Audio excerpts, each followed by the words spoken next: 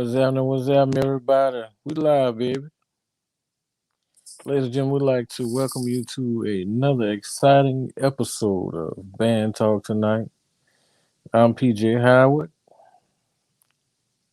and we have Dr. Christy Walker.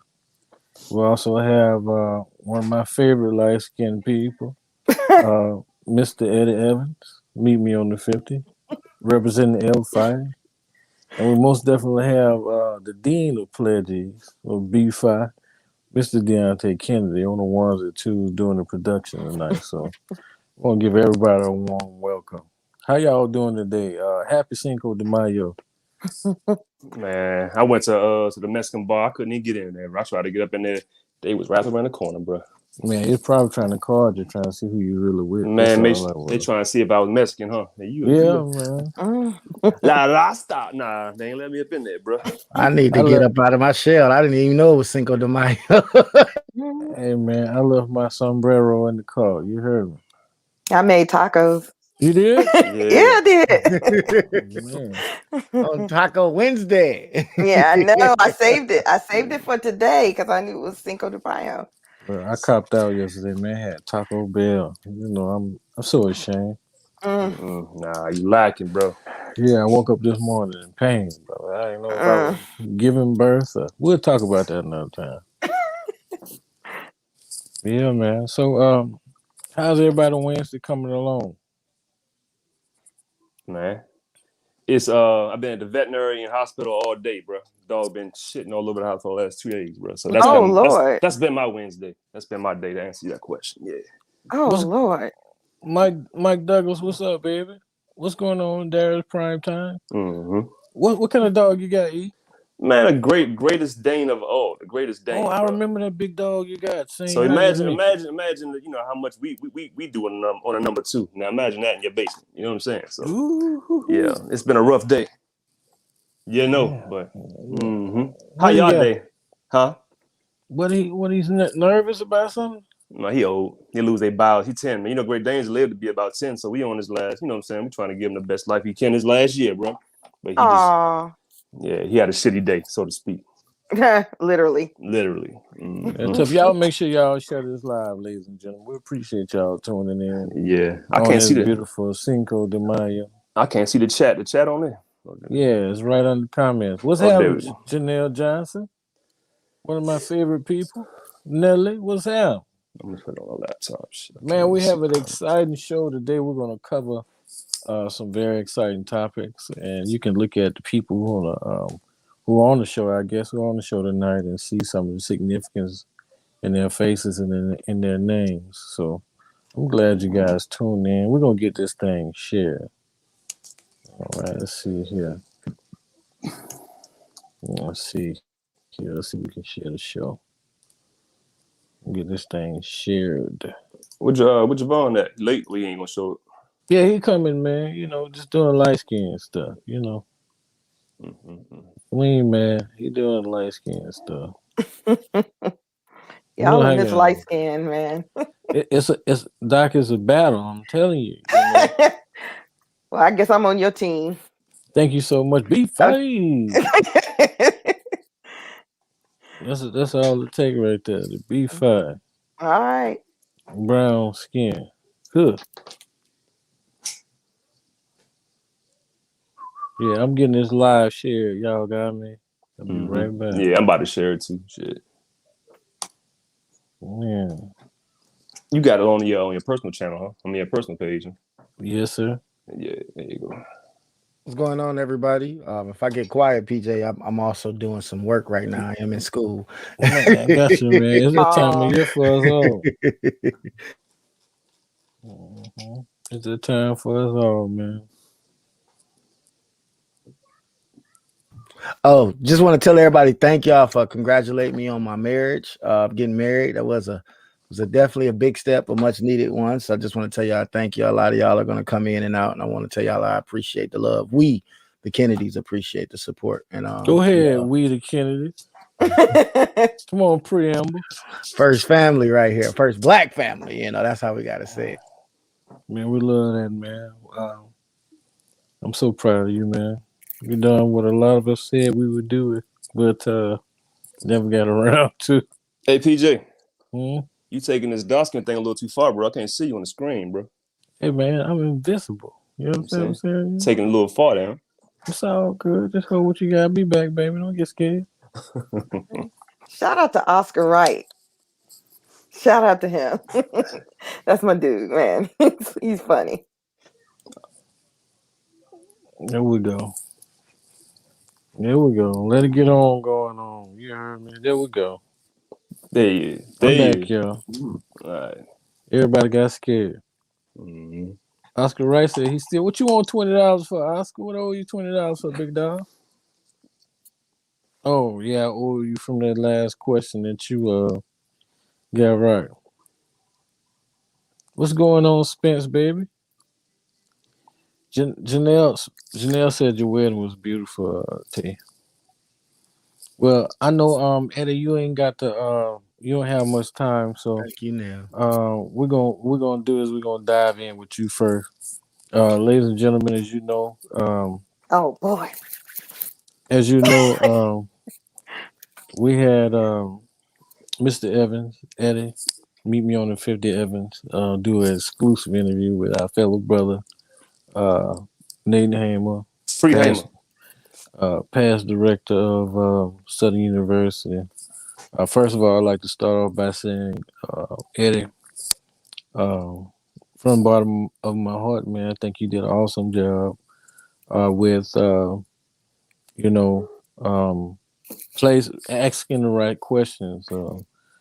Shedding light on subjects that some people took and ran with, because sometimes we're found to be very typical.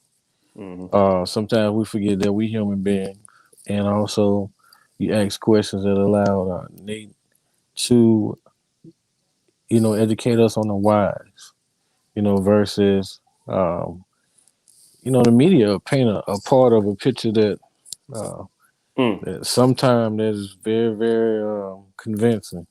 Yeah, it's you guilty by social media before you guilty by anything, bro. And he was definitely that, man. You know what I'm saying? Well, but the problem is that it's the people that look like him that was the first to convict him. You know what I mean? Mm. Well, crab. We talk about crabs, right? Crabs, bro. Yeah. We can talk about So, that later. Yeah. Mm-hmm. well, this is your segment of the show, so we want you to dive in on what led you to the idea of even interviewing Nate.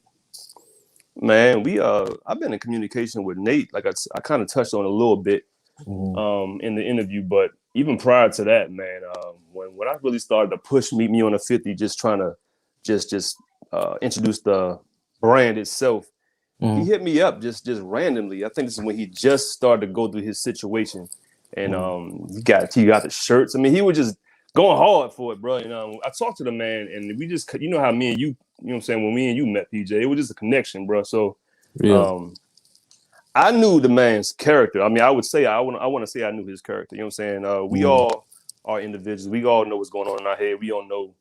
You know what I'm saying? I can't say what the man was thinking when whatever happened, but I do know the man's character from the guy that I got to know when he was out. You know what I'm saying? So to answer your question, like when I knew he had to go in on this past Monday, I knew a Mm-hmm. whole year was gonna go by with more speculation going around the Yeah. story. You know what I'm saying? So I said, look, I hit him up and he was just 100% in. He's like, yeah, let me get what he said was, let me get my mind right because this is about a week after he had got the sentence or whatever. You know what I'm saying? He said, Mm-hmm. yeah, I'm doing an interview with you. Just give me a week to get my mind right. And that's what happened. So we went ahead and knocked it out. But the story ain't over. That's all I'm gonna say. The story is not over. That interview that y'all seen, I made sure I was very careful with what I released. But yeah, a lot more information is coming.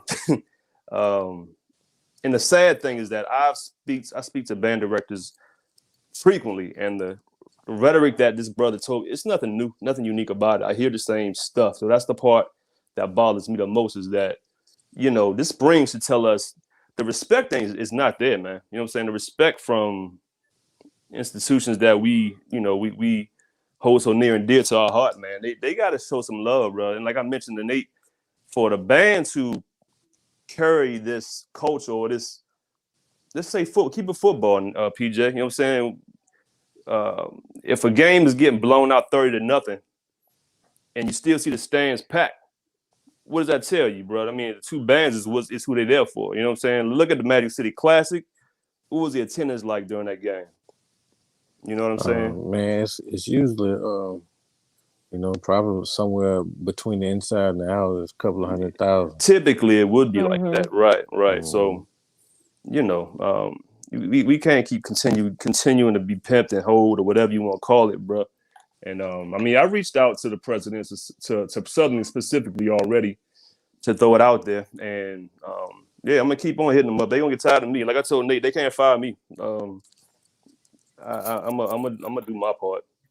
And like I mentioned with I think Deontay, I appreciate you hitting me up, bro. But I move in silence with a lot of shit that I do. You know what I'm saying? I like to keep it that way because that's just been my thing. Unsung hero, whatever you want to call it, you can keep it unsung. And I feel like at the end of the day, I can say I didn't like this, I didn't like that about Eddie or whatever, but I can never say that my intent wasn't there. You know what I'm saying? So if it look.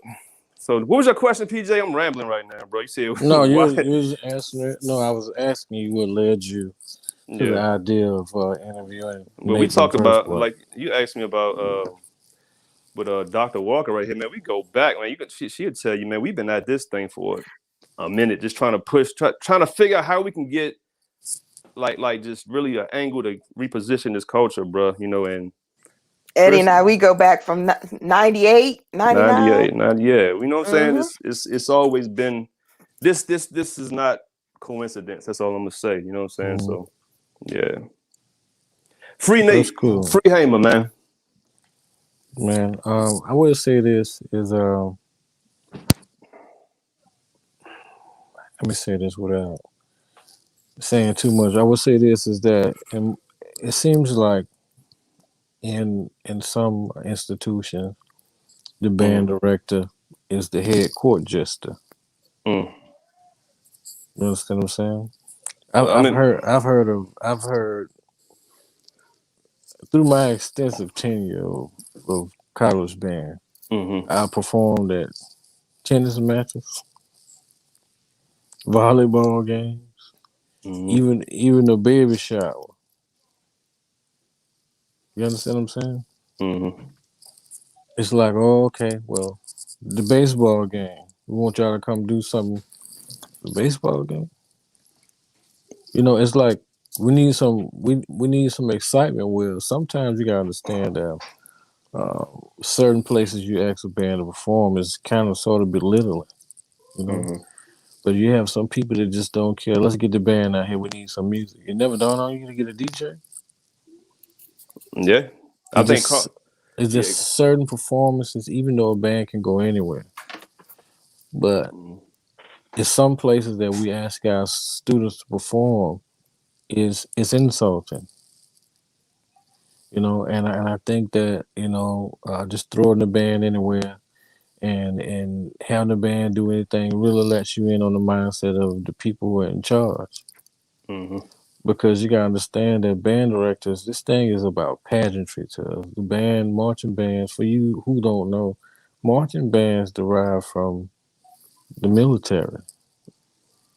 That's where most of our dignity and pageantry and structure and foundation and the idea of why we do facing movements, why we march, why we have to look alike, why we do this and that, dress right, dress, and so on and so forth. Guiding right. It comes from,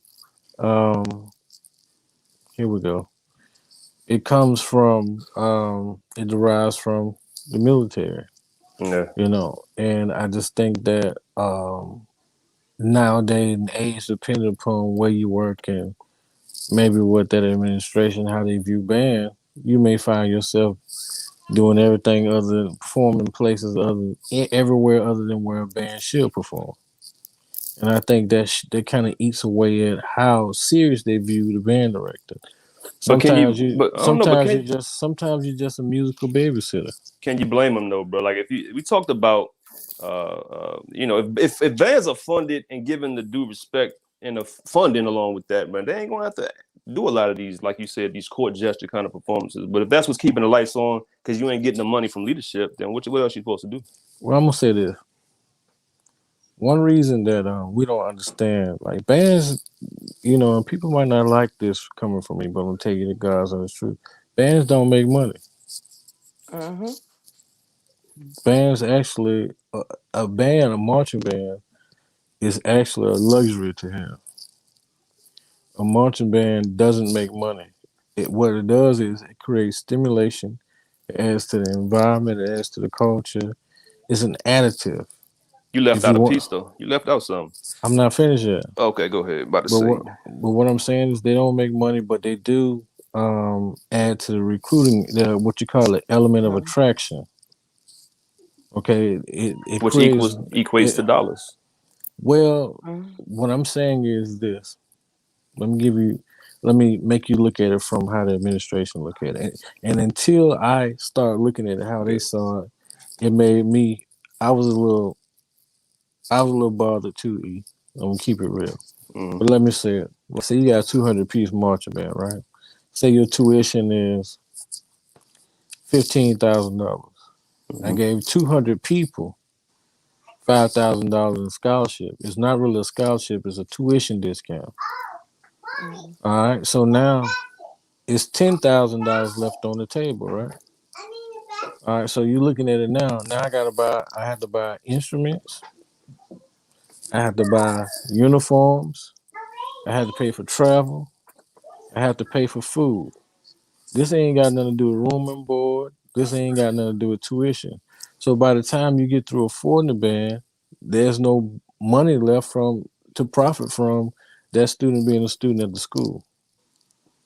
So until we learn how to actually monetize band and create a league of band that actually pays on its own, aside of us having to perform in football, because look at this. Let's talk about stats.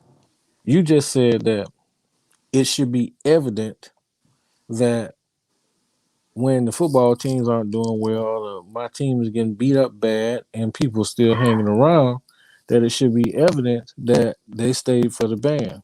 Well, I'm gonna tell you, most let's say most presidents are data driven.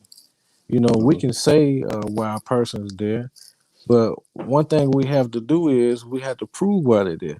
There ain't nobody standing at the ticket booth asking you, "Did you come to see the football game or did you come to see the band?" So Yeah. where do we get that data from? So what we need to do is we need to create our own data, and if we really want to be accurate, we need to create our own league to show our own worth. It's very easy to monetize band, if you ask me, Mm-hmm. because if we had our own performance schedule yearly, then we could have a better financial projection of the dollars that we take in. Just like, say, for an example, you might see your favorite band in a battle of bands, if you're lucky, maybe twice a year. Mm-hmm. Those are some of the only times that a band could bring home an honorarium or a check or whatever, a donation or whatever. Mm-hmm. But what I'm saying is, you got a band like the size of Bethune Cookman. You're a battle band organizer, so you know what's happening. You already know they're going to a band 300 pieces. That's 7 buses, 7, 8 buses. Yeah, that shit ain't cheap. Yeah, and then you got buses, then you got transportation, and the most expensive part is going to be what? It's going to be the food, because you got 300 people, you got to feed 900 meals to. Mm-hmm. You got me? I got you. So until we learn how to monetize band, we can put it on in black and white versus just regular conversation. We ain't gonna be able to prove that we're contributing to the bottom line because we ain't got that data. We got to have data that shows. And until we can become called band a sport, yeah, band is an entity that can stand on its own, but it hasn't been founded in the manner of a sport, which means we don't have our own league, we don't have our own point system, and we're not Mm-hmm. creating our own revenue. Well, yeah, I hear that. I agree with you saying, and I think that Yeah. a lot of pieces that's not annotated. Mm-hmm. There are annual battle of the bands. I won't name any specifically because it's going to throw some schools out there, but it's annual battle of bands that go on that draw in thousands and thousands and thousands of Mm-hmm. attendees. The money accrued from these battle of bands. These two schools are there, two bands. Everybody's in the crowd to see these two bands, but all revenue from this event is going to the athletic department. Every year, and it's been that case for the last 20 years from what this person told me. Showed me the data, showed me all that. So I hear what you, and I agree with what you're saying, but what I'm saying is that is data. They showed me the finance, they showed me the records on that. And the fact that the school is still doing this, beyond me. I reached out to the leadership of that same administration because I'm curious now. I mean, like I said, they can't fire me. You know what I'm saying? So, but yeah, I hear you, PJ. We need to get more accountability. If you make it a sport into a league like you're talking about, shit, that's dope. You know, I'm with it. Yeah. Javon, what's going on, brother? You got your phone on mute, man. Okay. What'd you say? How y'all doing, man? I apologize for my tardiness. I'm still driving. Well, man, you can hit us back when you get safe, man. We don't want you, you know. We Was see that Javon? he's sitting in the dog trying to be dog skinned. That ain't how it work. Man, What's going on, he man? embraced. How you doing? Javon embraced the I light, see man. He everybody embraced on the here, light, man. bro. How you doing, Dr. Walker? What's up, my man? I'm good. We got What's top up, dog. Javon? Meet me on the 50. What's up, Jay? What up, Jay? Yeah, Doc Walker. Man, I I want see to hear y'all what in you some got to deep say. dialogue. Yeah, we're You want doing to our thing. hear what I got to say about? I want you to, you know, we're so excited about the show. We done went over 2 subjects. Me and Eddie, that's how he and I talk. But Yeah, Okay. we just talk. yeah, Well, I have a lot of mixed emotions, I will say. That I have. Well, I don't know him personally, but I have known. Well, kind of, sort of have known Nathan since he was in undergrad because he was an early poster to my website. Early trash talker. He talked his stuff, but I'm not gonna give him too hard of a time because he was young and people do crazy stuff when they're young and they're in college, and I work with college students every day, and I know they do some dumb stuff, so I'm gonna let that go. I do agree with what a lot of the people have been saying, that it's the whole, well, every band does it. He just got caught. And that's what I've been hearing a lot of. But at the same time, I don't want to say but I want to say, and at the same time, he did do wrong. So I feel like people are not holding him accountable for misappropriating funds. I feel like he's not being held accountable. At the same time, I want Southern to win because they're one of my favorite programs, always has been. And I've seen him come up through the ranks from undergrad, and I remember I just seen him come from being an undergrad student to getting like his dream job, which is the director at Southern. I also agree with the 7 Ps I think he talked about. That was in Eddie's interview. I could see that happening because, again, I work in higher ed, so I believe it. But yeah, I have mixed feelings. But yeah, that's all I can say on that. I mean, yeah, I don't think anybody. I think even he's admitted several times that he's wrong. I mean, we go back to something like the movie "Lean on Me." Joe Clark was dead wrong for locking them kids in that school. He went to jail for it, but Go 10, get the exactly, down. exactly, he was wrong for it. But them kids stood outside that town hall trying to get it. And it's not fully equal to that. But you see my point. It's like, yes, he was wrong for what he did, but I don't know. But it's like that's where the mix comes in. We have to pay. Sometimes we have to pay an ugly price because of where our loyalty lies. Had he sided with the administration, the students was gonna suffer. You see what I'm saying? But had he sided with the students, clearly he suffered. I asked him, PJ, would you have done it again? He said, I believe he said he would have. So that tells you the conviction he had about the decision he made. So wow, okay, And see that's something. That right there, what you said, Eddie, is why I'm not gonna say I'm 100% for understanding his ideology behind it.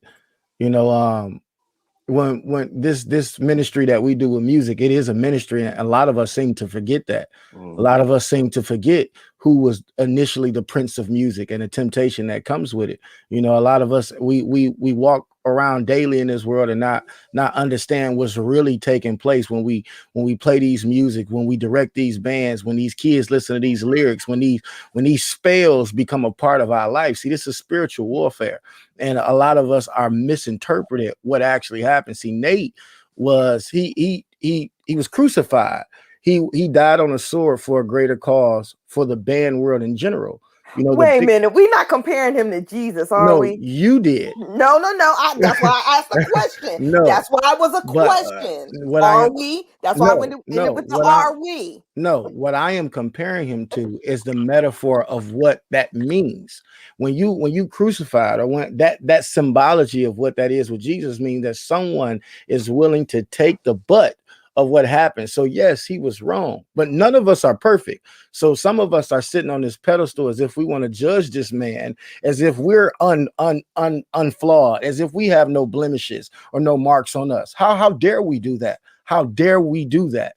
Because I know for a fact that I'm not perfect. I know for a fact that I have sinned. All of us have sinned when it comes to what God is doing for us. So if we are in this ministry, we have to just accept it there.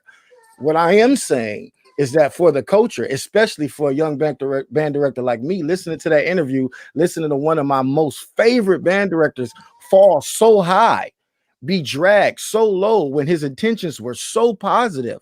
What he said to me that rung a million words was that you should learn from my mistakes to be better than me. So I'm able to understand that this 7P, because PJ will tell you, I hate politics with a passion. But I've seen how politics was the downfall of someone that was blessed with a tremendous amount of gifts. So that has now allowed me to understand how I must approach the situation. I'm not referring to Nate as Jesus, but I am saying that he died on the band cross. He died on that for a lot of people that are going to grow. All right. Okay. I mean, that's genuine facts. There's no one else that should make the same mistakes he made, but there are so many people that should be able to progress their programs the same way. You should be able to walk into a room now saying that I can offer X, Y, and Z for my students and my band through these connections. How do we ensure that my money go to this place? How do we ensure that it go to my students? And then you have that conversation of politics where if you're not providing me, then why am I providing this? That's my idea from it. That's how I'm learning. I'm learning from this situation how to walk in these doors, what I need to say, what is my value as a director, and how important that value is to the students that you need in your institution to pay to keep the lights on. I got nothing to add to that, bro. You said it all, man. You said it all. Hey, y'all, man, I love y'all, DD, man. I got to go get my daughter, bro. Hey, PJ, thanks for having me on, man. Bless you, man. I'm going to hit you up later, bro. Let's do that. All right. Doc, you there? I'm here. Yeah, so how you feel about what Deontay's saying? He has a right to his opinion. I mean, I didn't agree to the band Jesus, but okay. I didn't say band Jesus. That's your interpretation. No. Don't be rude with it now. Look, I got a right to my opinion, just like you have a right to yours. But I didn't say band Jesus. I'm just using the metaphor. Somebody in the comments said band Jesus, but the falling on the cross thing, you know. I don't agree with that, but like I said, you have a right to your opinion. I have a right to mine, and I mean, and it's not that we necessarily even disagree. I have, it's okay to have different feelings about different things, and I am sad about the situation. At the same time, I would like more accountability, and I can have both of those feelings at the same time. Yeah. So how do he become more accountable when he did his sentence? He said he was wrong. He said, "Don't be me, be better." He said he's doing his time. He wasn't a whistleblower, or as the kids call it, he wasn't a snitch. So how can what more accountable, in your words, doctor? What more ways can he be held accountable? I'm asking for my own personal preference. Look, I'm not, like I said, I'm not judging him. It just feels like to me that the talk around band heads is that, you know, they were wrong. They meaning like the school. They were wrong, but then nothing on his account. nothing, you know, no accountability on his count. That's what I'm hearing in the band spaces that I'm in. Oh, you got to get in them uncut groups, Doc. They are dragging him. Yeah, They he's catching. stoning him right now. Yeah, he's well, they been drag stoned. everybody though. They drag everybody. Nah, It's a little nah. different than It's a that. little different. So They're running them through it. PJ, can you change the layout? I'm cut off. It should be an option for you to change the layout. Yes, sir. Thank you, big bro. But no, Doc, I agree with you. I do agree with you. And I'm sorry that the metaphor I used instantly took it to ban Jesus, but I was just using that to justify the severity of how his mistakes can be such a plus for so many people that are following those shoes, and how many of us look up to him, you know, and just using the fact that no one is perfect. And I'm definitely a believer in God. So I think all things happen for a reason. And you know, this, like he said, they gave this man and 6 years, he did some of the most amazing things I've ever seen done with the band program. Absolutely. And they gave this man 13 months to sit down and think. You know, there were several people in the Bible that went to jail. So, and when they came out stronger than they ever was. So if that's the case, then I look forward to seeing what he has in the future, and I'll definitely still be supportive in any way I can. Yeah, like I said, Southern is one of my favorite programs anyway, so it's all good. So let's segue on to Doc. Tell me about this awesome book that you guys have put together.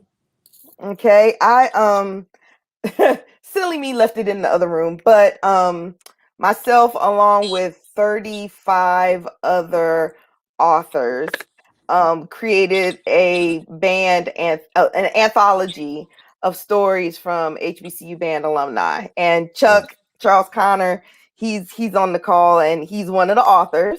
So shout out to Chuck. Yeah, I saw how many light-skinned guys y'all had participate. Yeah, that's funny. But Dr. Ashley Little has created an anthology called the HBCU Experience Movement. And right now they're on book 6. She plans to hit up all 107 or however many there are HBCUs. There have been a couple, there's been a volume on A&T, there's been a volume on Tennessee State, one on Virginia State, and one on HBCU Campus Queens. So her role is to like her passion is to create these books that amplify the HBCU experience and include alumni that are doing big things, and they get to tell stories about what their HBCU experience was and how to help make them be the person that they are today. So this one is on band and it came out last Tuesday. It came out the 27th. So there are 36 of us that wrote our stories about being in HBCU bands. It's the first of its kind. It's the first HBCU band anthology. And you can get it off Amazon, and it's really good. I'm very proud of it. I'm proud of the stories in it. It is a good read. Everybody who I've talked about says that it's hard to put down. It's been a labor of love. It's, you know, I don't have any prior experience to putting the book together, but Dr. Ashley Little did. And she's helped me along the way. And yeah, so that's that. I wonder how we get these books available in our college bookstores. You know what? That is a good question. We're trying to get them not only in bookstores, but libraries as well. Oh, and let me say this. I forgot to mention this important part. If you buy the book off of Amazon, part of proceeds will go to the National HBCU Band Directors Consortium. So there is a philanthropic element to the book as well. So it's not just, you know, trying to make a profit. It's giving back too. That's the point. We, you know, when Ashley does these books, she always gives back to some kind of organization, and you know, usually the other ones are affiliated with like one school in general, so they'll give back to that school's alumni association or whatever. But this one is the band one, and it's not just one HBCU. And so we wanted to find an organization that could benefit HBCU bands. And so we're going to give part of the proceeds to the consortium. That's awesome. So tell us which part of the book That's were you so responsible cool. for? Thank you. I didn't catch the end of your question, PJ. Which part of the book were you responsible for? Well, I'm the lead author, and so I kind of set the tone of it. And so in my chapter, not to give too much away, I talk about my band story. So I talk about, how I became aware of HBCU bands and some good matchups that I remember doing. I don't want to give too much of it away, but it's a good read. It's a good read. And all the other people's entries are good. Chuck's is good. It's just so many. Well, I don't believe that Chuck's part was good. Ain't nowhere in the world. Y'all ain't had no brown skinned brothers on the other. You know, there's all colors in the book. we want brown equality. You know, Yeah. but yeah, we one thing I want to give a shout out to all of the authors and the co-authors of this project. And the I don't know if you guys know how huge this is. We want everybody to go out and get the book because it's a very important part of where we come from and why we're doing what we're doing. And Doc, we really appreciate you because you've given so much. Doc, can you tell people who may not know you or know of you as well as I do, um, who you are and some of your contributions to this band sport? Well, a couple of things. So back before YouTube and before Facebook, way back in the 90s, late 90s, myself, along with Michael Lee, we created a web community on HBCU bands called the Fifth Quarter, and that site ran for 20 years. 20 years. We closed the site in 2019. And wow, there's no way to really like in a timely manner sum up 20 years, but we help to create a family and help to showcase HBCU bands in a positive light. I mean, I remember times when there were no, like, of course we didn't have smartphones, so there were just audio clips. This was before Facebook, this is before YouTube was even considered. So we would have audio clips, go to games and post audio clips. We would have bulletin boards. When the movie Drumline came out, we were behind the scenes, and yeah, so we did that for 20 years, and it was time to move on to new things. But right now I currently have a podcast on HBC bands. It's called the HBC Band Experience with Christy Walker, and you can find it on Apple Podcasts and Spotify and iHeartRadio. But basically in that podcast I interview different HBCU band alumni and talk about their experiences. So we just finished wrapping up the second season. We got people from different programs, different instruments, different eras, the whole 9 yards. Because I just think it's really important to I'm at a point right now that I'm not and don't get me wrong, I enjoy bands. I'm always going to be a band head. But I'm not trying to really get my name out there as far as like, I gotta get to this game. I gotta post this footage first. That's just not me. I'm at the point now where I want to just help preserve the history, protect the history, and preserve the craft of HBCU bands. That used to be the Fifth Quarter slogan, and I think that's pretty much where I am now. Well, that's awesome. You have to have, because I think that's what happened to black people. We didn't have enough protectors of who we are and what we did and what we didn't do. And it's like now in this day, we're suffering identity crises.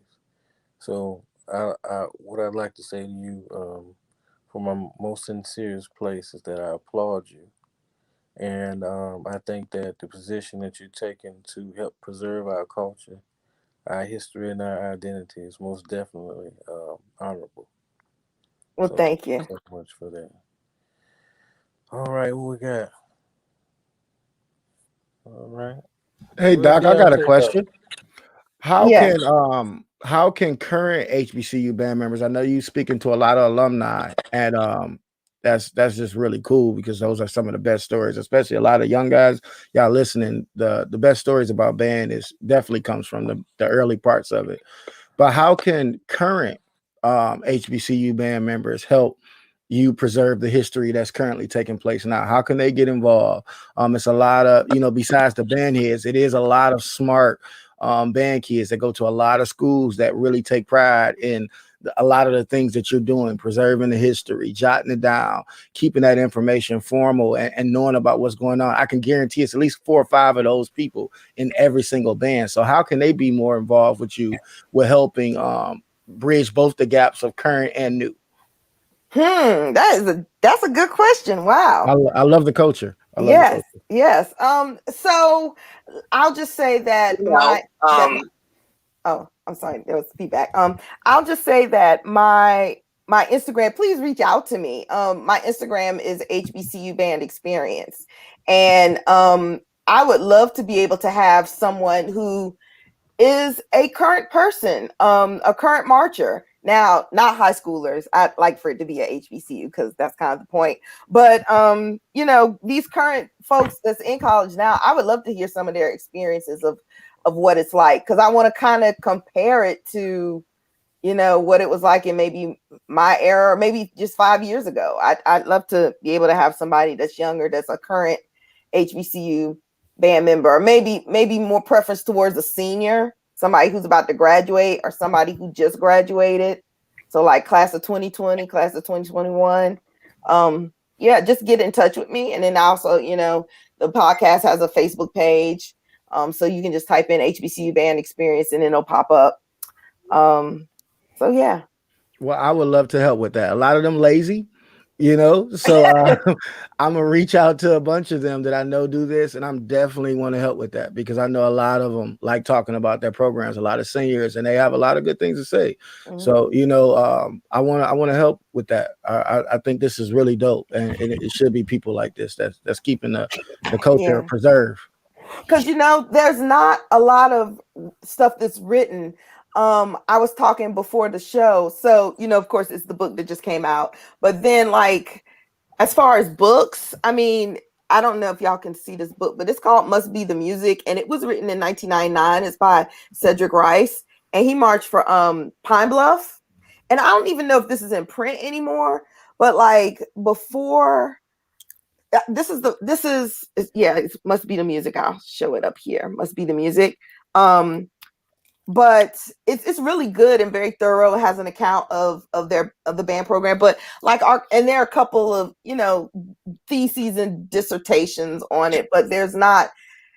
HBCU band for so many years it's kind of like folklore, and it kind of gets to be that telephone game where you tell somebody a story, and then by the time it gets to the 10th person, it's a little bit different. So I think it's just really important to kind of document those kind of things. And I was also talking about this the Diary of a Mad Band Director by Thurman Holland, who wrote this.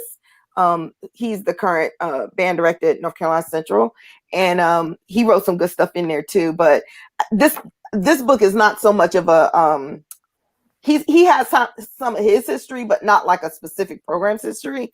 But I feel like I'm rambling now. Really, I think it's important for us to record this stuff because, when we're all dead and gone from here, I think it's just really important to leave some kind of legacy. Amen to that, sister. Yeah. Doc, I want to know personally, and you can tell me, because we transparent like that. Who is your favorite marching band right now? Oh, you are killing me. Okay. Oh, you know what? Right now, yeah, right now. So I am not going to mention my alma mater. Let me just put that because it is my favorite, and I went to A&T. It is my favorite, but I'm not going to mention them because y'all are going to expect me to. I'm going to say right now, overall package, I have really liked what Tennessee State has been doing. I like their sound. Their shows have been pretty good. They're very musical. They have done some things that kind of push the envelope, playing, with songs. I just think they're a solid program.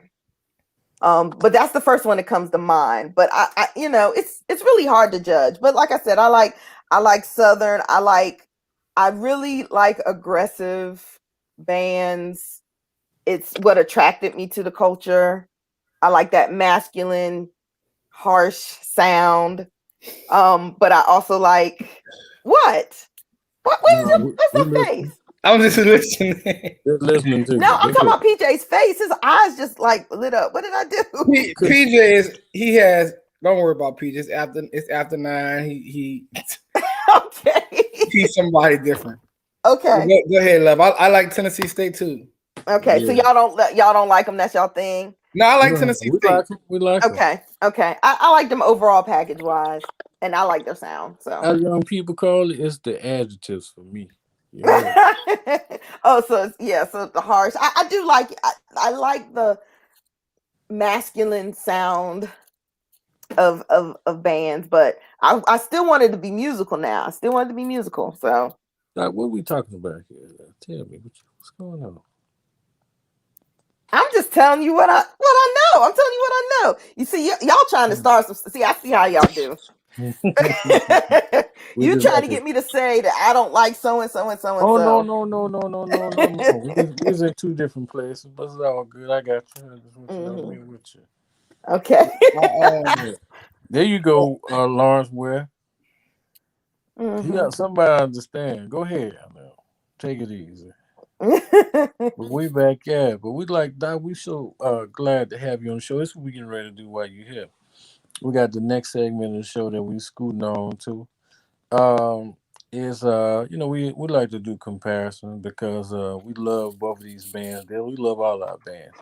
But these are two last bands that dropped footage. Talladega and Southern University, which is one of those bands that you named. So we're going to take time and we're going to look at some of that footage. So Deontay, if you will, drum up that beautiful bean footage. It don't matter who you pull up first, baby. But we're going to do 3 songs by each of these bands. And we'll sit and we'll talk about them. Give me about 20. How many seconds you need, Big Dog? Dr. Walker, I like the attitude. I like Dr. Walker attitude too. She says she like a masculine band. I do. But she not gonna like A&M because they got a lot of feminine releases going on. Oh, see. See, y'all wrong for that. For those that don't know, those are the long releases. You know, they masculine is short, straight to the point. That was my joke for the day, Jovan. That was my only joke. I thought about that one. I said that one might be good. Man. All right, here we go. Look at Bridget. Bridget say, "Oh Lord." Bridget's in the book too. Shout out to Bridget. Dr. Bridget Bell. Dr. Bridget. That's family right there. All right, PJ. It's load up and queue. For the record, both of those band directors are from Southern University. These two bands. Just thought I'd put that out there. I also like to put out there, who cares? Who are y'all's favorite? I want to know. Jesus University. Okay. Yeah, the Lord is my drum major. Okay. Dr. Walker, I'll tell you my favorite once we're done with the clips. Okay. So, PJ, can you hear me? Yes, sir. I'm sharing it now, but I think you have to allow it to be shared publicly. Like it's definitely being shared now. They really ain't giving me no option. I click the boom, and I click share audio, and then boom. So I'm doing that now, and then it's a little screen on the bottom. You see on the bottom See, it's like that screen is like not there. I don't know if they can see it or not. But it's definitely being shared on my end. Well, if they can see it, it's cool. I'm on my cell phone. Yeah, I don't think they can see it.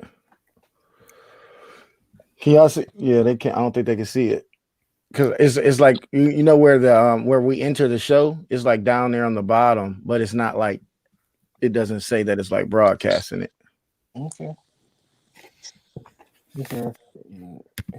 Well, I guess we gotta hum the music. I will say that That's what I want to do. Some good old organic fun. Dr. Walker, what is your opinion on A&T's current band right now? you talking about like 2021? Well, I am very proud of Dr. Ruff, what he's done over the years since he's been director. I've seen the quality of the band just go up and up and up. Okay.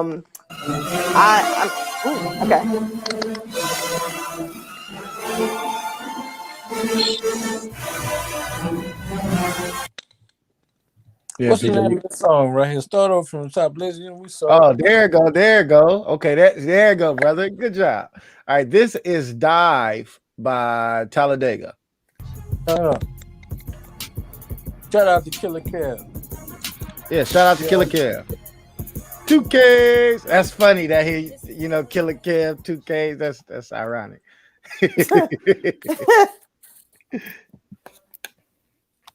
Look at my guy Adrian Thompson, ladies and gentlemen.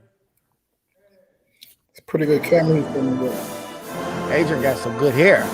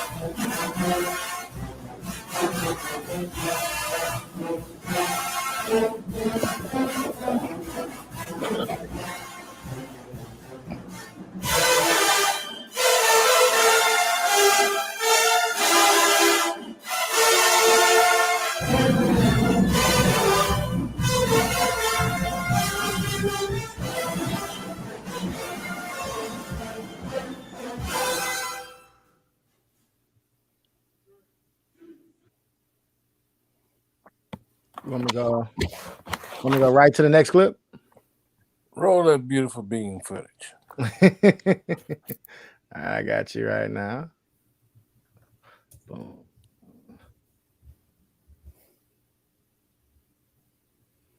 There we go.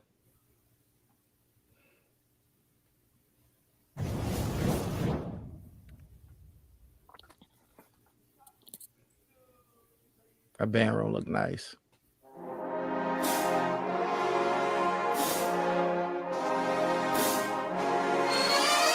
Ooh. Yeah.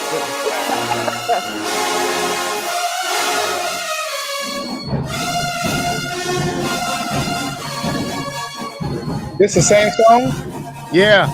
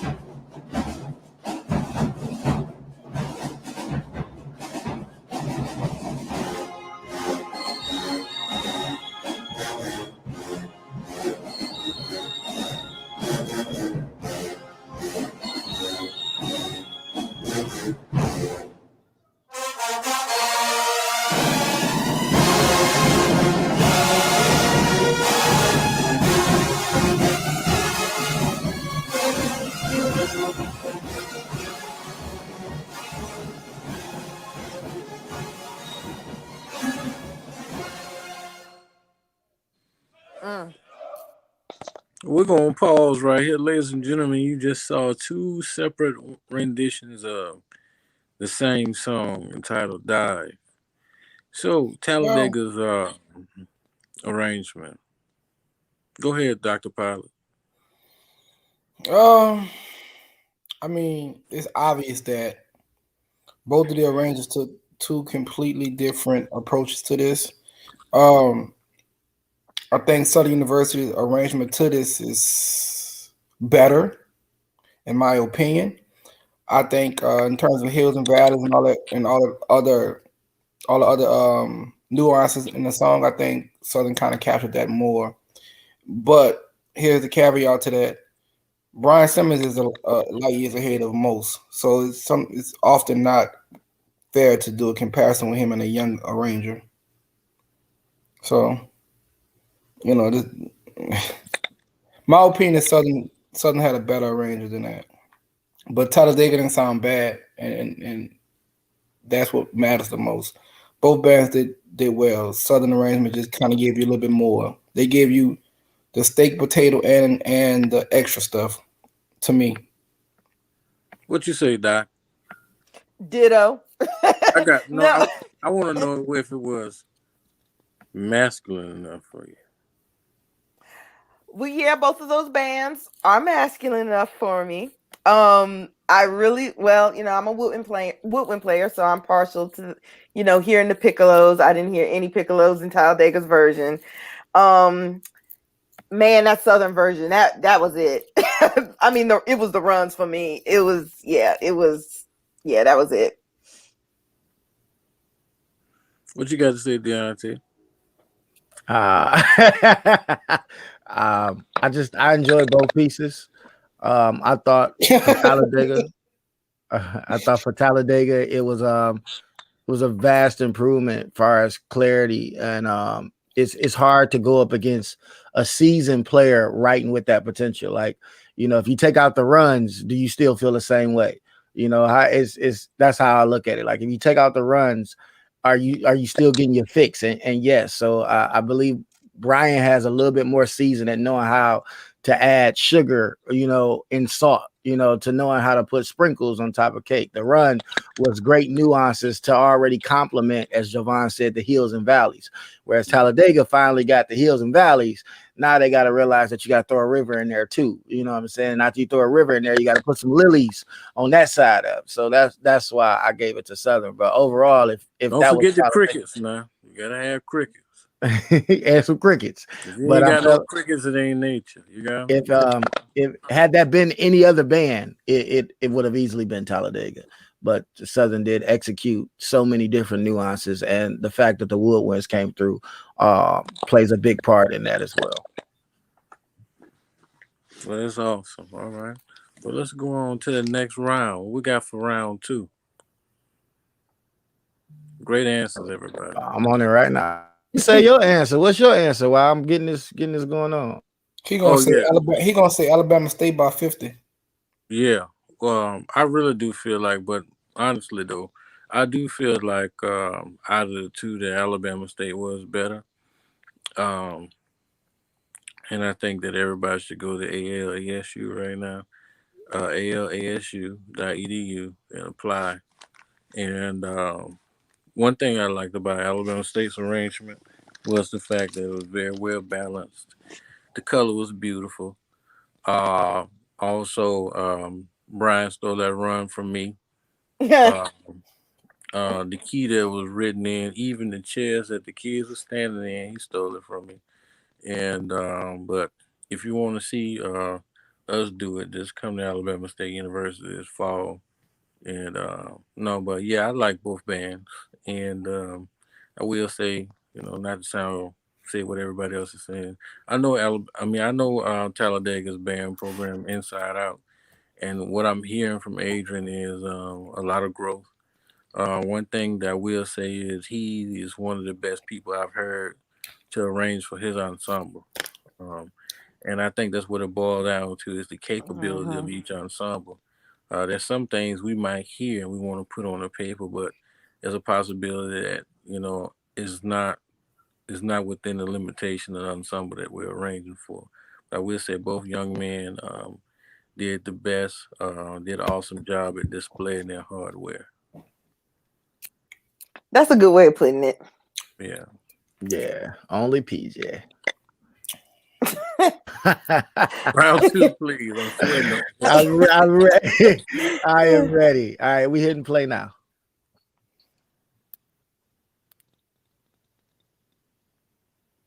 Man, PJ, I like this Dr. Walker. I Me did. too. You gotta let me share, PJ. You gotta open it Thank up. you. Oh, I'm You all sorry. right with me?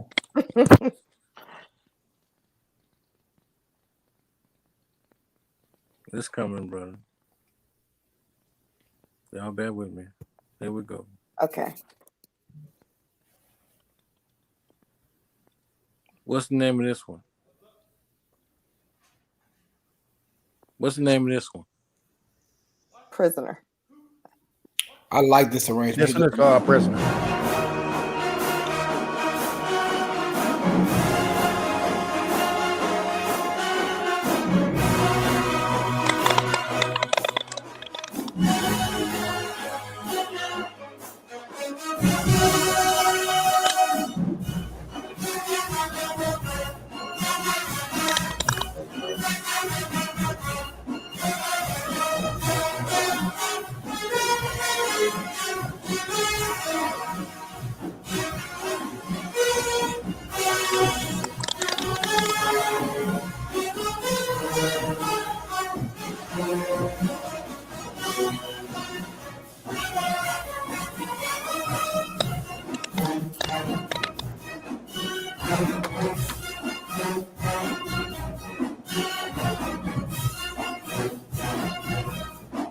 Is that 20 Simmer Plus?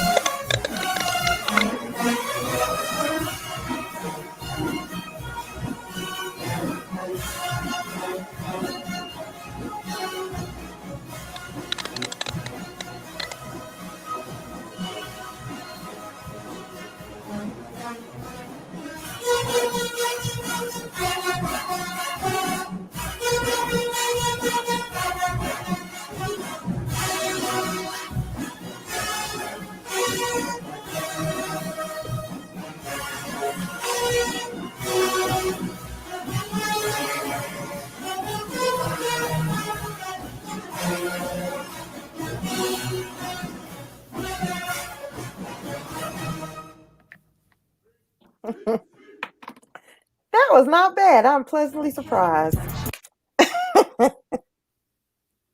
Y'all gonna stop hating on Talladega. Look. I'm not hating. She said, I'm pleasantly surprised. I am. I actually heard some middle parts, some woodwinds. All right, go ahead. Carry on.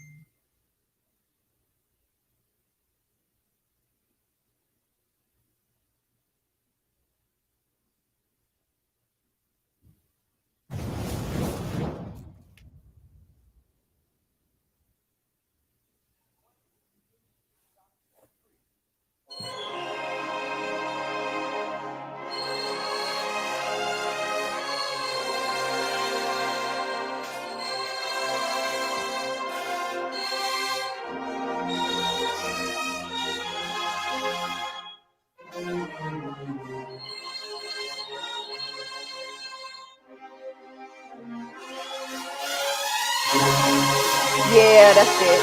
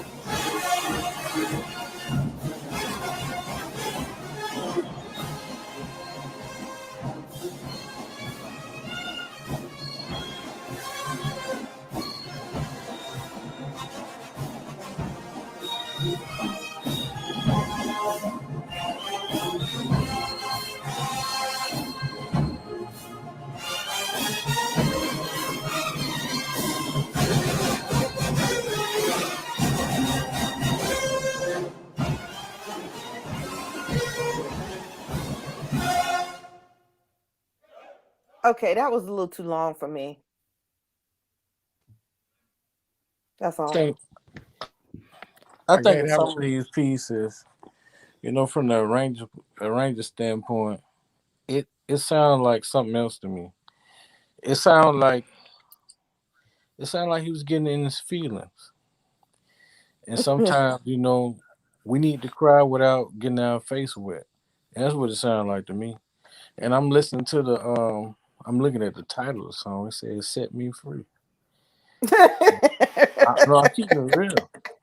I mean, it got me in my feelings listening to it, especially with my headphones.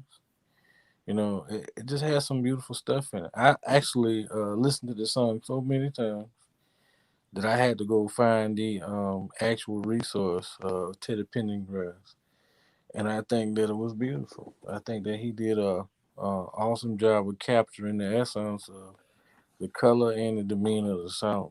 And I don't know if that's a Southern University thing or a Brian Simmons thing. I think it's a Brian Simmons thing. It's just who the hell he is. But I enjoyed it. Was it masculine enough for you, Doc? Well, I don't think everything needs to be masculine. I I do. mean, but if we're gonna compare it to the Talladega version, to the clip you played earlier from Talladega, I would give Talladega the edge actually, just because it gave me the right mix of musicality and oomph. Um, that's not a measurable term, but I think that the Southern, wasn't that like a gospel song? Isn't that like a Set me free. inspirational? Yeah, no, isn't it? Isn't Oh, that's a love okay? song. Okay. Let me ask you a question. You ever been captured so deeply in love that it seems as if you were held against your will? In life, well, yeah, I guess I could say that. Set me free, because I can't set myself free. So Okay. since your power is so strong that the hold that you have over me, please set me free because I can't set me free. I can't leave. Kick me out. I It wasn't doing it for me. It I mean, was. it's not bad. Now, trust Yeah. me, like the a southern a bad southern is like most bands good day, you know what I mean?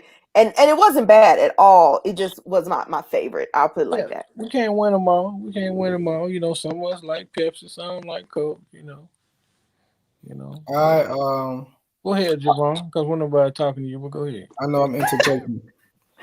Um, I won't compare the two because it was two different styles. I'll Mhm. just talk about both arrangements. First of all, PJ, I disagree with your last statement. Brian Simmons is a beast, but what You he's disagree with doing, my last statement. yeah, I forgot what you said, but I disagreed at the time. And she's Dr. Walker said something, I forgot what I disagreed with, but just know I disagreed. Anyway, Okay. uh, Now you're hearing um, voices because I just said the same thing you said. oh, okay. So anyway, I like The Prisoner.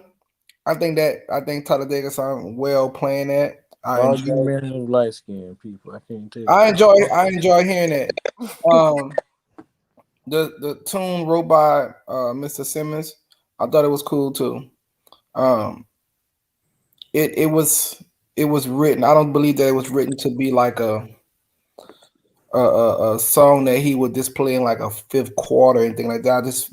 I feel like he wrote something that he really wanted to write this time versus writing to appease the audience. I think he wrote something that felt good to him. I'm so sick of this, man. Doc, didn't I just say that? Oh, you did? And he disagreed. No, I don't know what I disagree with, but I disagree with something. Man, you got beef? Are you doing all right over there? Yeah, I don't know. I don't know. Nevertheless, y'all saw that thing out there in Facebook land. Yes, sir. I don't know. Disagree. It's Cinco de Mayo, man. I'm enjoying the libations. Yeah, this joyous occasion. Okay. I think both. Save him, Doc. Save him. I think both arrangements were good though. I like both of them for different reasons. But the Prisoner, I could jam to that, and he could make some money off that because a lot of high school bands are probably going to want to play that in the fall anyway. Man, it's a little too long though. It's just a tad bit too long. The Prisoner by Talladega? No. I'm sorry. The southern one. Yeah, the southern one is. If I know Brian Simmons, I know that's probably one and done. He probably won't ever play that song again. I mean, I don't think it warrants that, but not because it's a bad song. That's just Brian Simmons. Brian Simmons writes a lot of stuff, and he play one time, get it off his chest, and he is on to the next thing. That guy like Prince or something. You can't follow behind him. You just have to enjoy him when he comes. I mean, that's all you can do. Yeah, so that's my take on it. What you say, Deontay? My personal thought is that I wasn't a fan of it. Of the lone piece by Southern Set Your Mind Be Free. It got a little jumbled with me. I couldn't hear everything because of the band room, so I can't give a as well as my ears isn't as good as you guys, PJ and Jovan. I can't break it down. I couldn't hear it. The introduction though, after the few intonation issues, I did like the climactic run to the part where it got really pretty. Then after that, I kind of got lost in what the main melody was. So I don't think the band executed it as well as Brian put it on paper. That's my thought on that. And so I'm going to give it a round of Talladega because they did execute well. They played the piece till its entirety. They hit every point. And, they're like you just said in the last round, there has to be a winner. There has to be a loser. So that's my thoughts on it. Well, who do we have next? It is ready. So it was so many different Talladega clips. I haven't seen them all to pick the best one, but I do remember everybody saying that they enjoyed Red Eye. So that's the one I'm going to play now. I have seen a lot of comments about Red Eye. I haven't heard this real song, but that is the one I'm gonna play now. If y'all feel like I should play another one, hurry up and put it in the comments, but that's the one I'm rolling with at this moment. Well, I'm a new fan of Quando Rondo, so Red Eye. Oh, that's where it's from. Okay, dope. All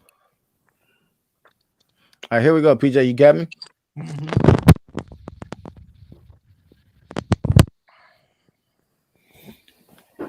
All right, we in there.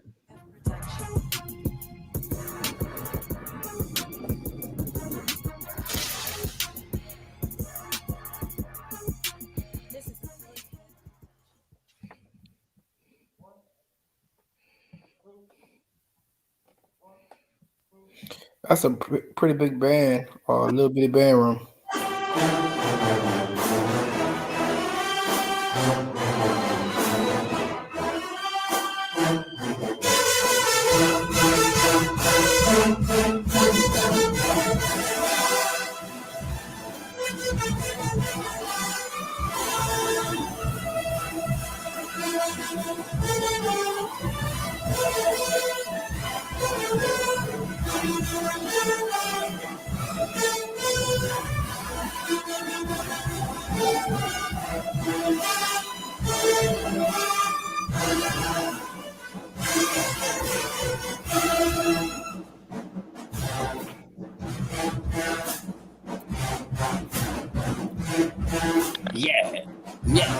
Yeah.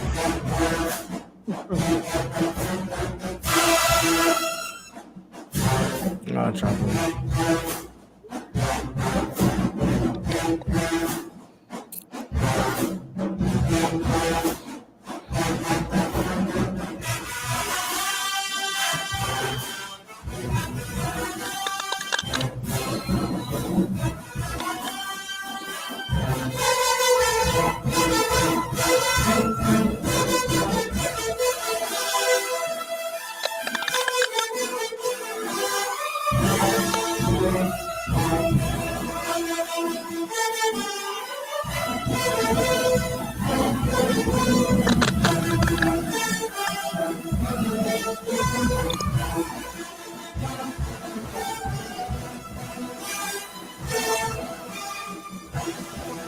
Nigga Stanley Earl.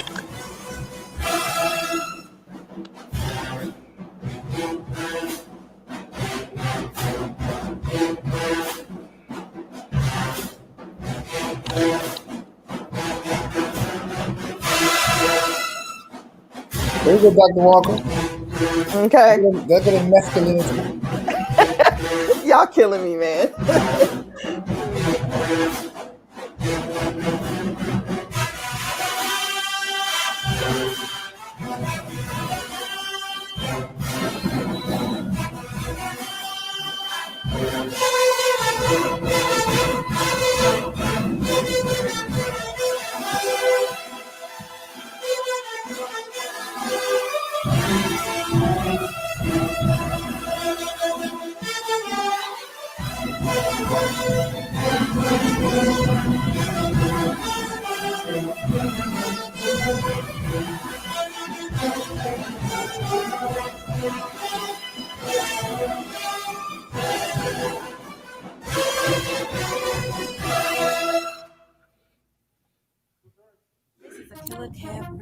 Hey, real talk. That mural that they got being painted is really nice. It is. I noticed that too. It is really nice. Just want to say that. All right, and then here we go. That's you. That's oh, you're not playing fair now. No, that's not a good comparison. I was just playing what I was told to play. You're not playing fair now. What you say, Jovan? I mean, that Leave the Door Open is a better arrangement than that. That's a rap song. I mean, you're right. I agree there. I do agree there. Ty put out a rap tune that I like. What was that he did?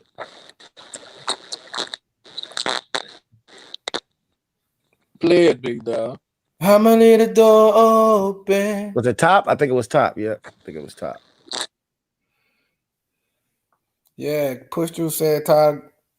We've been talking about that man. Come on, Sid.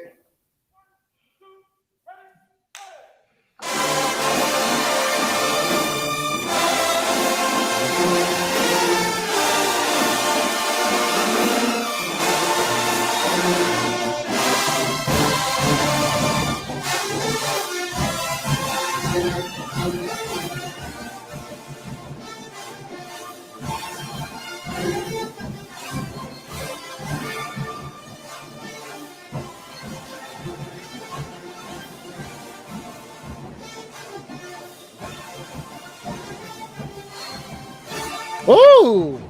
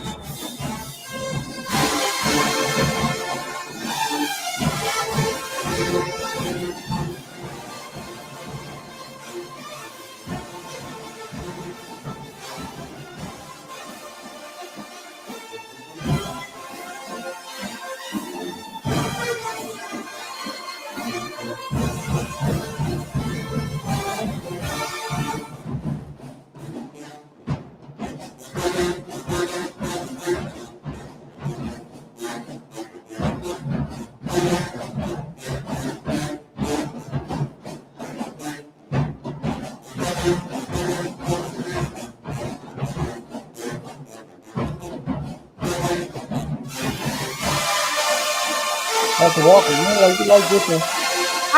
I can't call it. I can't call it.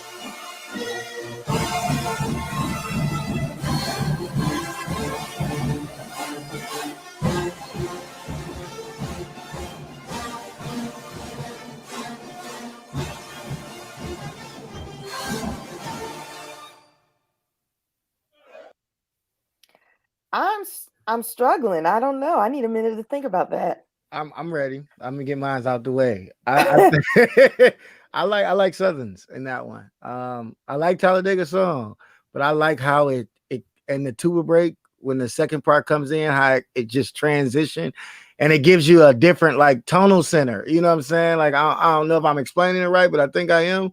But the way the chorus change, it's the same bass line happening, but it just drops and gives you a different feel. Whereas Talladega was giving me the same feel the whole time, which I enjoyed.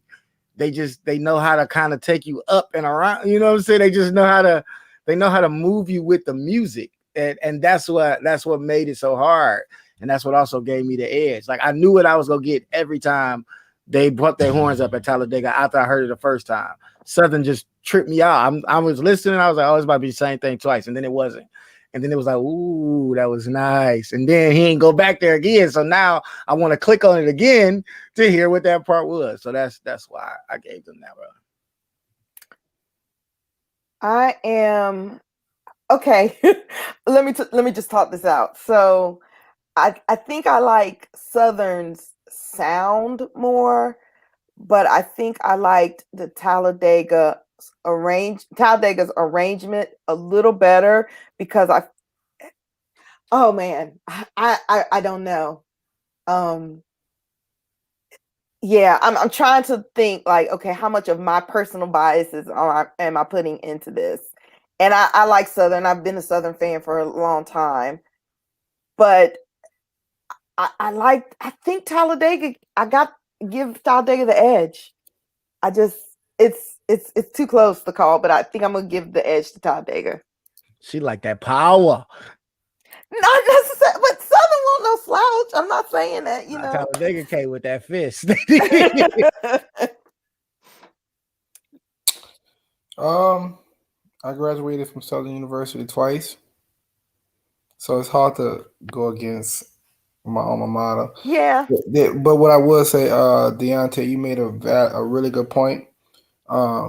Those cards, the way he carded that arrangement, it almost made it sound like a different arrangement at points in the song, and it gave you the element of wanting to go back and listen to it. Now there was some moments where it was could have been a little busy, but I think overall the song is something that you would want to go back and listen to just to find out one way or the other what's going on in it. So shout out to Sad Ty for that pretty good arrangement, and Talladega as well. So that's my take on it. But what I think people fail to realize is it's hard to compete with Southern because you're going up against two monsters, and I'm not talking about arrangers. I'm talking in terms of you get to go against a tradition that's been working for forever, and then you get to go up against. Then you have to go up against and compete with that regimen of how we practice. A lot of bands practice long hours, but Southern has a practice regimen in place that's just it works, man. It's gritty, it's aggressive, and you hear it when you hear the band. So, outside of just Southern being able to awesome. write music, you gotta have that pedigree too, and you gotta have the staffing that has that pedigree as well. You have to be aggressive and assertive to have a level of success at the collegiate level. And I think Southern just embodies that, and a few other colleges. I just want to shout out Tyler. I think I said it right. That's Tyler over there at Talladega. That's who wrote Prisoner. He from Memphis, went to Whitehaven, played trumpet. Definitely want to give him a shout out. He been grinding, and sometimes everybody don't get they just do, but yeah, that was nice, man. That was really nice. Yeah. Let's do one more. All right.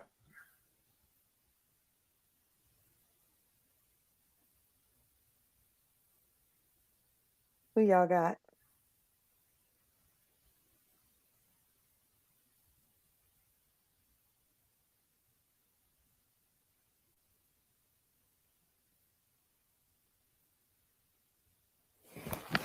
In the meantime, while we waiting, man, none of our opinions is etched in stone again, guys. This is just a 3 or 4 people giving their opinion to what they like. Some of y'all in the audience may like something different. So don't take it so personal. Don't be texting, man, how could you say that about? No, man, it ain't that deep. It's just opinion, man. Music is artistry, and we gotta appreciate it for what it is. Yeah, I can't pull it up because PJ not here. He has to allow me to set the string. Okay.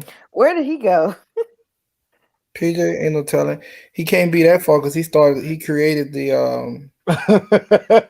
okay. He's not too far. I know earlier you guys talked about monetizing bands. I hope at some point in our lives we get to see that. We get to see band appreciated in the magnitude that it should be appreciated in. Because right now, man, it's bastardized to say the least.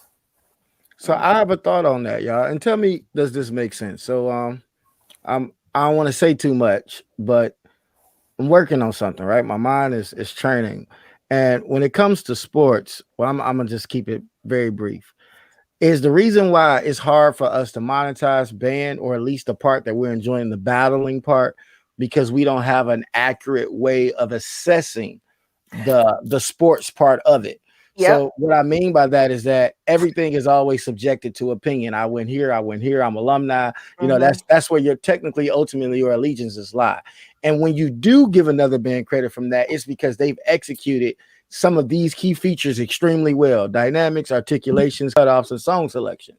So is it that we haven't monetized this because we haven't accepted that in order for it to be monetized, it has to be able to be commentated and judged multiply? Like, we prefer for things to be performed and you not know the music. But if people knew the music and knew where cutoffs were, knew where dynamics was supposed to be before it was done, then that would allow better room for it to be judged, which could be ultimately monetized for people to appreciate as an actual sport, because that's what allows sports to be great.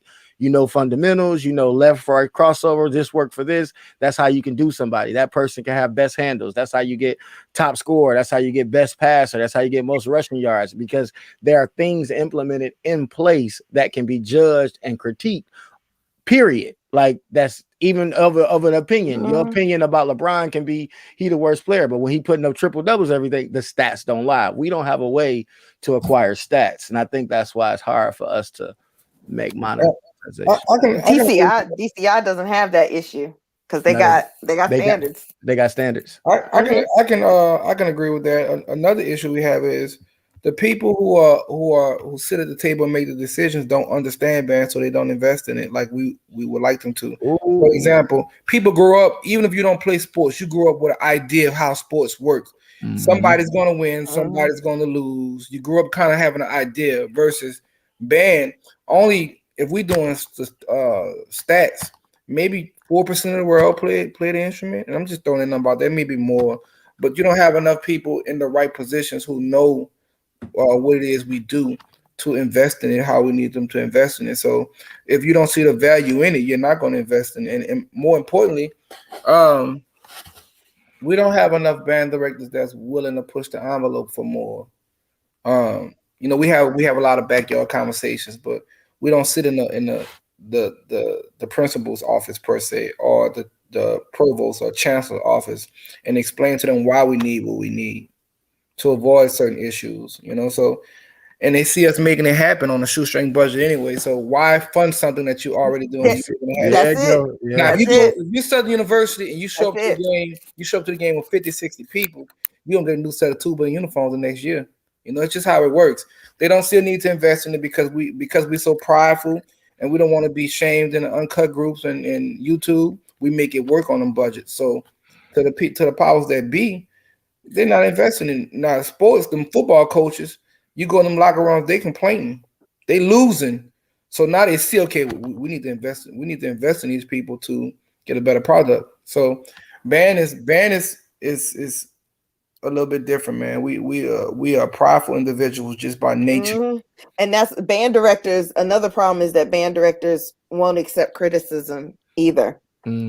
Yeah, they're just afraid. I mean, it's been like that for decades, you know. So, And it's just because of egos getting in the way, pride. Until we become radical in numbers, and until we I'm not gonna say demand, but put priority on what it is we do, and stop having the conversations amongst each other, and nobody's going to the powers that be, we're gonna keep getting what we're getting.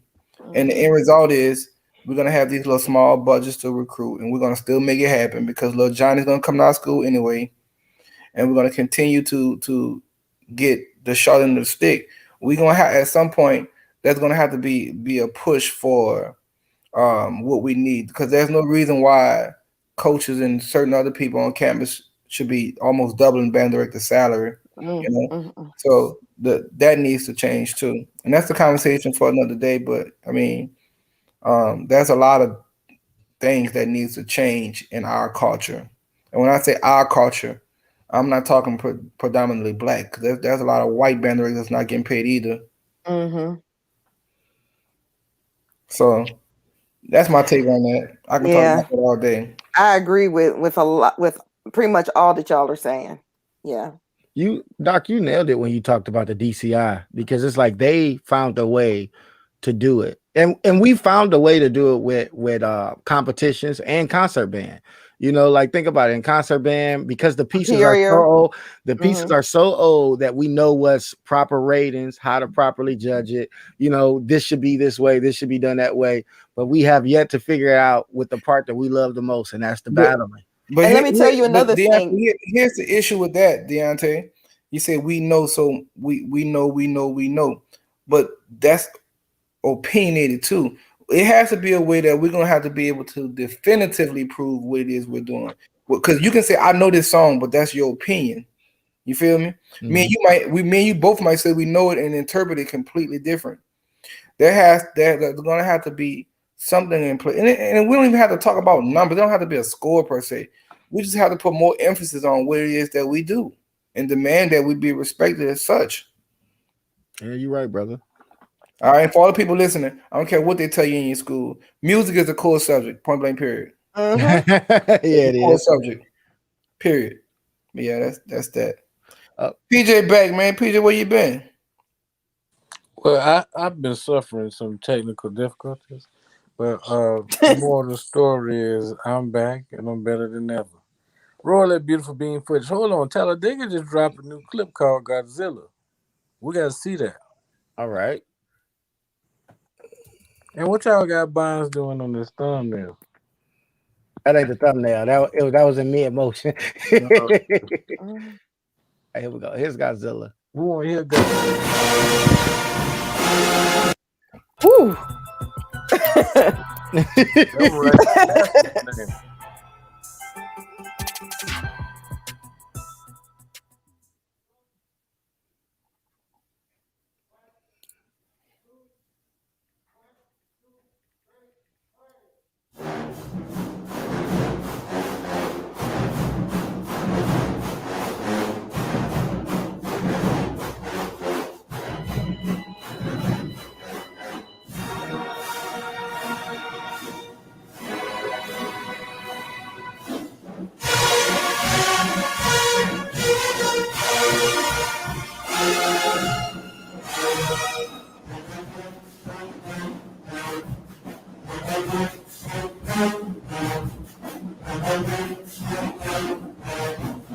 Pause. They got really good tubas, man.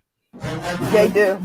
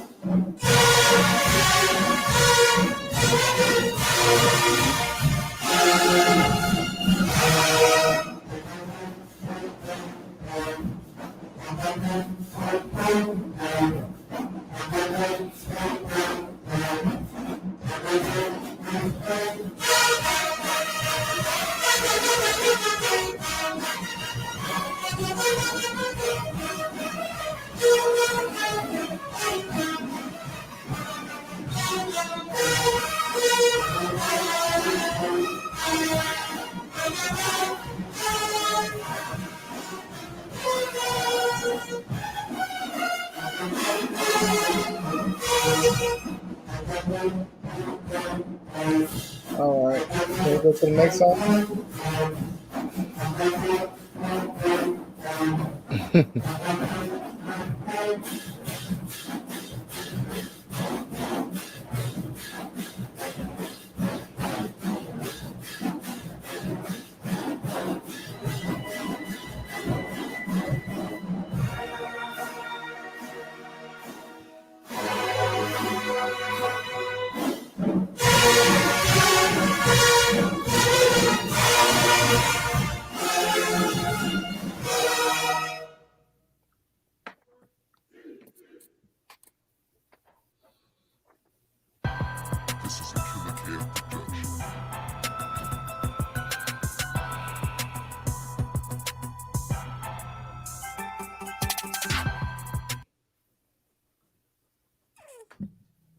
All right. PJ, I got an important meeting I gotta hold. I didn't know we was gonna be on this long. I can't hear you if you're talking. We got about 10 minutes before we shut off. We appreciate you, my brother. Man, I appreciate you guys. Yeah, but we most definitely covered a lot of good ground tonight, and we'd like to most definitely give Dr. Walker a round of applause. We appreciate her for taking our time this evening to come grace our show with her royalty. And also, Brother Kennedy, we appreciate you for being the man on the ones and the twos tonight, on the wheel of steel, baby. No problem. No problem. And, happy Cinco de Mayo to my co-host, Brother Paula. He got cross-eyed one time. I don't want none of that, big dog, whatever you have.